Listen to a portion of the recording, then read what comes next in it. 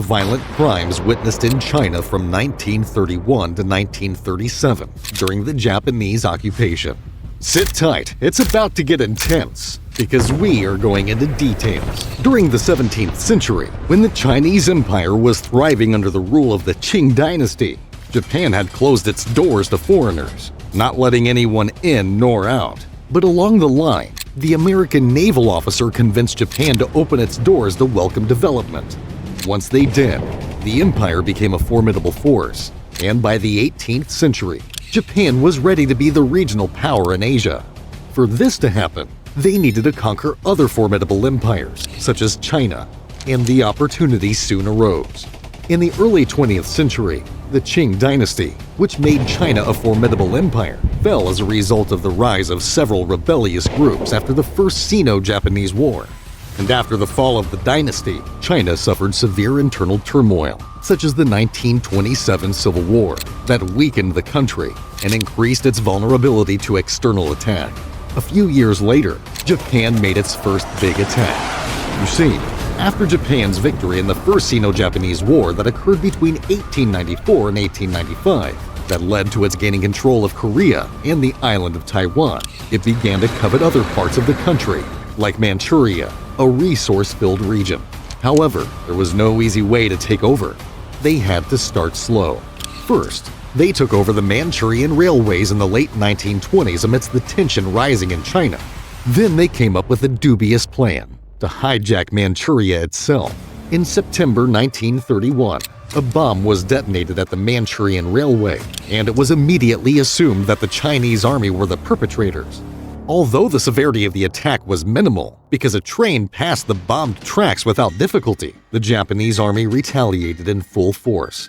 500 Japanese troops charged into the Chinese garrison in Manchuria the very next day and killed anyone that dared stand in their way. By the evening, the fight was over, and the Japanese had occupied Manchuria because the Chinese occupants and soldiers who didn't flee were severely injured or dead. About 500 Chinese died that day, and only 2 Japanese fell victim. The number of Japanese victims showed that the Chinese had nothing to do with the attack on the railway, and the truth later came to light. In reality, the Japanese had staged the attack by planting the dynamite on the tracks and detonating it at a time when it would cause no major harm. They had needed a motive to invade Manchuria so badly, they came up with one. But after that invasion, they didn't hesitate to occupy more and more Chinese territory. However, the occupation of territories were almost insignificant until a terrible incident which laid the foundation to a large-scale invasion occurred. We're talking about the bloody Marco Polo Bridge incident.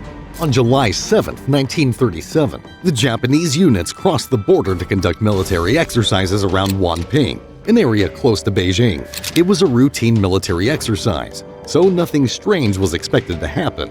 But things took a turn when a Japanese soldier, Private Shimura Kikujiro, didn't return to his post. When the soldier was declared missing, the Japanese demanded access to the walled town of Wanping to search for the soldier.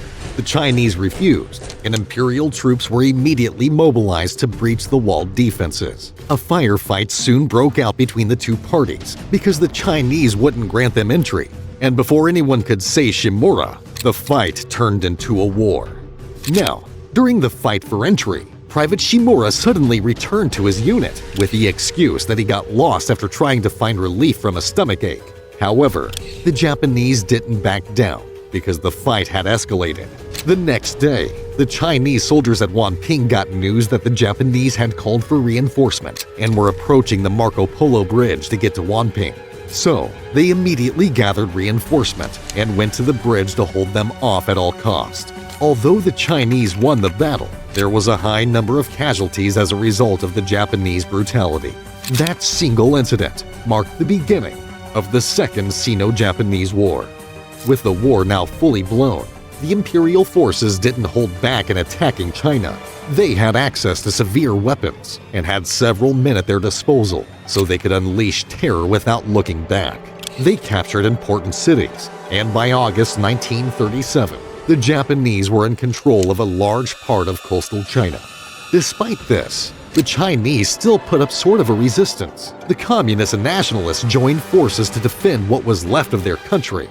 So, newly generated central hubs like Nanjing and Shanghai were still under their rule, but not for long.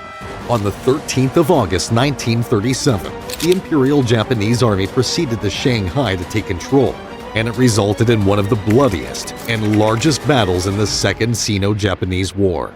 The Japanese had entered Shanghai underestimating the Chinese troop because they had won many victories in northern China, but they were proved wrong when the Chinese army matched their invasion with an even stronger resistance. During the battle, there was house-to-house fighting, use of chemical weapons by both sides, and introduction of sophisticated weapons by both sides. The number of casualties on both sides was so high that they kept requiring reinforcement, but the Chinese resistance soon fell. On November 19, 1937, the Chinese army was forced to withdraw towards the west when Japan's 10th Army and 16th Divisions entered Shanghai with severe weapons. And a few days later, Shanghai was conquered.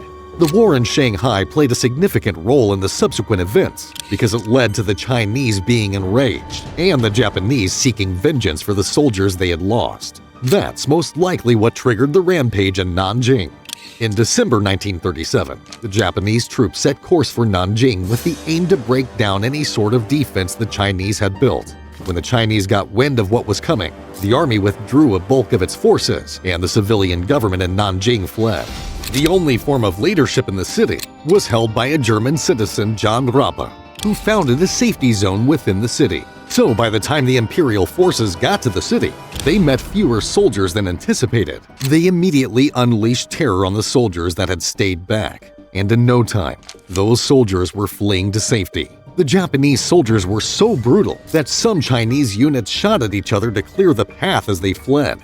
And once there were no Chinese troops holding them off, the Japanese officers began a spree of killing, torture, and rape of whoever they came across. To understand what it was like to be in Nanjing during that massacre, let's dig deeper.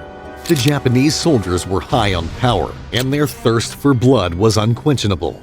So they did the most unfathomable things during the Nanjing massacre. For instance, they challenged each other to see who could behead the most Chinese in a certain amount of time, and even dared themselves to run over as many Chinese as they could capture. Those who had not been lucky to flee when it all started were shot down immediately when they tried to flee. Those who remained in the city were not free from harm either.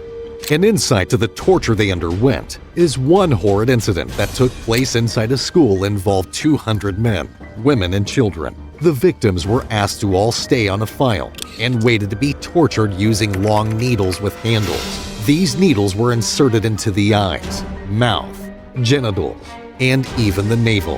And those who didn't die immediately died a slow, agonizing death.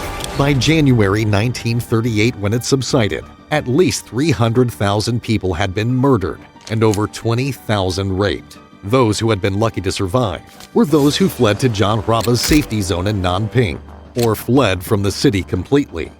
After the Nanjing massacre, the Japanese continued to carry out several atrocities in China, and the death toll kept increasing.